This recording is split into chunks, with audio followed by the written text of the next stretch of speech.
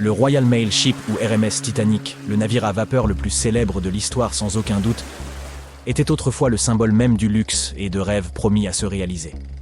Il a fallu 3 ans et 3000 personnes pour le construire.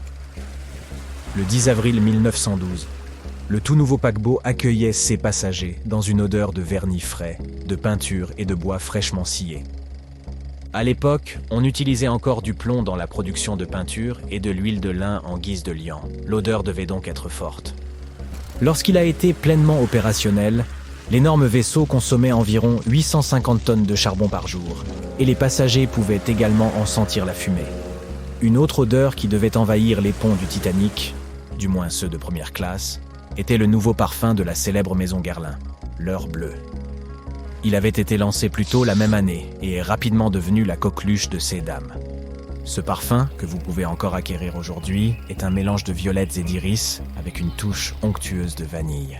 Lors de la soirée fatidique du 14 avril, alors que le Titanic n'avait plus que quelques heures à vivre, les serveurs, inconscients du drame imminent, servirent des huîtres, de l'agneau accompagné de sauce à la menthe, du canard rôti aux pommes et d'autres délices à leurs clients de première classe. La seconde classe était emplie d'odeurs de poulet au curry, d'agneau de printemps et de dinde rôtie. Les passagers de troisième classe, quant à eux, se contentaient d'un simple gruau et de biscuits ce soir-là. À 23h, alors que le navire s'approchait dangereusement de l'iceberg, une nouvelle odeur s'est ajoutée au mélange. C'était un parfum minéral aux notes métalliques. Si vous avez de la glace dans votre réfrigérateur, vous avez sûrement remarqué qu'elle absorbait les odeurs des aliments voisins. Il en va de même pour les icebergs. Ils capturent les odeurs des animaux marins et conservent la composition chimique de l'eau dont ils sont constitués. Si davantage de personnes avaient connu la signification de cette étrange odeur métallique, elles n'auraient probablement toujours pas pu sauver le navire. Mais le nombre de gens parvenus à en réchapper aurait pu être plus grand. En parlant d'odeur, si vous vous êtes déjà demandé à quoi ressemblait l'odeur de l'espace, mais que vous ne prévoyez pas de devenir astronaute de sitôt, écoutez ceci. Vous pouvez essayer l'eau de space, un arôme qui a été conçu par la NASA il y a quelques décennies. L'idée de ce parfum était d'aider les astronautes à se préparer pour leur confrontation avec l'espace dans tous les aspects de leur entraînement. Mais attendez une seconde, l'espace n'est qu'un grand vide, donc techniquement, il ne devrait pas y avoir d'odeur. Pourtant, les astronautes qui y sont allés se souviennent qu'ils dégageaient un agréable parfum métallique, semblable à l'odeur des fumées de soudure ou de la poudre à canon. Ils pouvaient sentir cette odeur sur leur combinaison spatiale après être rentrés dans leur vaisseau. Nous pouvons également deviner l'odeur des autres planètes en fonction de la composition de leur atmosphère. Vénus a des nuages d'acide sulfurique dans la sienne, et elle doit donc sentir les œufs pourris. Mars et Uranus ont la même fragrance, soit dit en passant. Et chacune des couches de l'atmosphère de Jupiter est composée de différentes molécules. C'est pourquoi l'odeur sera différente en fonction de l'endroit où vous vous trouvez. Certaines couches vous accueilleraient avec une délicieuse odeur d'amande amère, et d'autres, plus proches de la surface, sentent comme nos produits ménagers. Les autres planètes du système solaire sont peu susceptibles d'avoir un parfum distinctif car leurs atmosphères sont principalement composées de gaz inodores. Quant à notre satellite naturel, la Lune, les astronautes de la mission Apollo ont affirmé que sa poussière sentait la poudre à canon. Le parfum de l'herbe fraîchement coupée justifie presque à lui seul de tondre régulièrement la pelouse. Mais saviez-vous que l'herbe ne passe pas un très bon moment pendant que vous la décapitez ? Elle crie même à l'aide. Et parce que l'herbe ne peut pas crier à haute voix, elle exprime son inconfort en libérant un mélange de molécules volatiles odorantes. Elle fait cela pour se protéger des insectes. Les chenilles et d'autres créatures similaires adorent grignoter ces délicieuses friandises végétales. Lorsque vous tondez l'herbe, cela libère de l'acide jasmonique, entre autres choses. C'est une sorte de signal pour les guêpes parasitaires qu'il y a une chenille à proximité. Les guêpes s'occupent de ces agresseurs et l'herbe peut continuer à croître joyeusement par la suite. Du point de vue de l'herbe, la tonte n'est pas si différente d'une attaque d'insectes. Alors, elle se protège du mieux qu'elle peut. La pluie a une forte odeur, facilement reconnaissable et connue sous le nom de pétrichor. Mais d'où vient-elle ? Il se trouve que certaines plantes sécrètent des huiles pendant la sécheresse. Les roches et le sol accumulent CS composés d'huile, et lorsque les gouttes de pluie s'infiltrent, elles se mélangent à l'eau et sont libérées dans l'air. Parfois, ces huiles se combinent avec d'autres molécules produites par les bactéries vivant dans le sol. Le fruit de cette coopération est cette odeur musquée que vous pouvez sentir dans les bois ou dans votre jardin lorsque vous retournez le sol humide. L'ozone contribue également à l'odeur de la pluie, surtout après les orages. Cela se produit lorsque la décharge électrique d'un éclair sépare les atomes d'oxygène et d'azote dans l'atmosphère, et qu'ils se recombinent par la suite en ozone.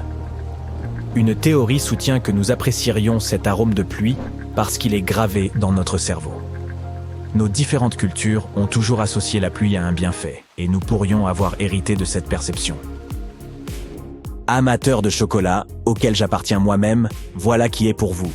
Il existe des fleurs qui sentent exactement comme votre friandise préférée. C'est le produit d'une plante tropicale, après tout. Et puisqu'il est impossible de recréer exactement la fragrance magique du chocolat dans un parfum, vous pouvez planter des fleurs chocolat, autrement connues sous le nom de Berlandiera lyrata, dans votre jardin. Ces fleurs ressemblent à des marguerites aux pétales jaunes entourant un pistil rouge profond. Lorsque vous cueillez ces pétales, la fleur libère ce délicieux parfum que nous aimons tant. Les feuilles et les branches de la plante dégagent également le même. Si vous êtes intéressé, vous pouvez trouver cette fleur dans les sols secs d'Arizona, du Texas, du Colorado et d'autres États ayant des climats similaires. Elle fleurit toute l'année et son arôme est le plus fort lors des journées les plus chaudes. Le chat-ours asiatique, également connu sous le nom de binturong, ne semble pas seulement trop mignon, mais il sent aussi comme le popcorn au beurre. Les binturong préfèrent rester seuls et utilisent cet arôme pour marquer leur territoire et trouver de possibles partenaires pendant la saison des amours. Les scientifiques ont essayé de percer le secret de leur parfum inhabituel et ont suggéré qu'il pourrait provenir des sécrétions de glandes situées sous la queue de l'animal. Des recherches ultérieures ont montré que cette odeur de popcorn provenait en fait de son urine. Après que l'animal a répondu à l'appel de la nature, il laisse une trace odorante dans les arbres avec sa queue qui en est souvent trempée. Mais si le vrai popcorn ne libère son incroyable odeur que lorsqu'il éclate sous l'effet de la chaleur, comment les binturongs y parviennent-ils sans micro-ondes? La réponse pourrait se trouver dans leur alimentation ou, plus probablement, dans les bactéries qui entrent en contact avec les fluides corporels de l'animal. Le durian est un fruit populaire d'Asie du Sud-Est, dont le parfum plaît à certains, mais qui pour la majorité ressemble à un mélange d'oignons pourris et de chaussettes sales. La puanteur est telle que le fruit est interdit dans les transports en commun et les hôtels de certains pays. Le secret du durian réside dans ses 44 composants actifs odorants. Le mélange est si complexe que vous ne pouvez jamais prédire à quoi il va sentir.